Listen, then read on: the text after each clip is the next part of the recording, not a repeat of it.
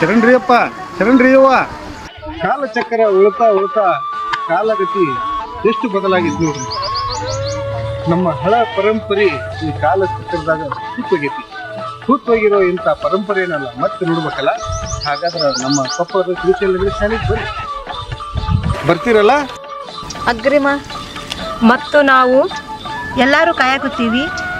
ತಪ್ಪದೆ ಬನ್ನಿ. ಎಲ್ಲದೂ ಮರೆಯದೆ ಬನ್ನಿ.